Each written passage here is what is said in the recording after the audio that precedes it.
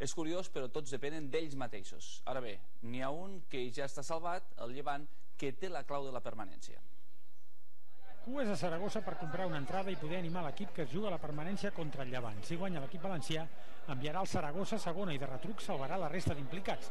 Per això les especulacions s'han disparat, encara que els rivals no creuen que puguin deixar-se guanyar. Los jugadores del Levante van a demostrar cómo verdaderamente se han ganado el derecho de estar en primera división la temporada que viene y lo van a demostrar en el terreno de juego seguro. El Levante ha cumplido su objetivo, si encima le pueden arreglar las vacaciones, pues joder, bienvenido sea. Se aprobó el Código Penal con la tipificación del delito de fraude deportivo y yo creo que eso va a garantizar que los partidos se van a jugar en el césped, en el campo y que va a ganar aquel que haga méritos deportivos.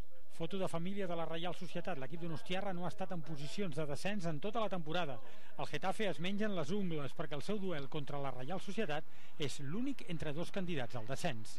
Tenemos mucha gente detrás, no solo los compañeros, cuerpo técnico, empezando de la gente que lava la ropa hasta que la gente pone la red en los arcos.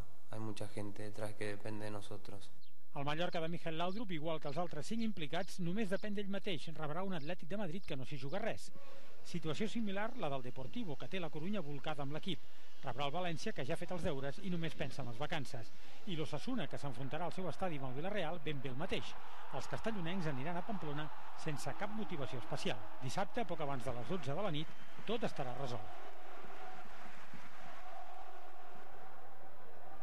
I d'aquests equips que no volen jugar a segona, a un que ho farà tot per anar a la categoria de plata, el Sabadell, que precisament avui celebra el 25è aniversari de l'últim ascens a la primera divisió. Ara lluitarà, a partir de diumenge, contra l'Eibar per pujar a segona. Un quart de segle després d'aquella victòria contra l'Atlètic madrileny, els de la Nova Creu Alta poden escriure una altra pàgina històrica.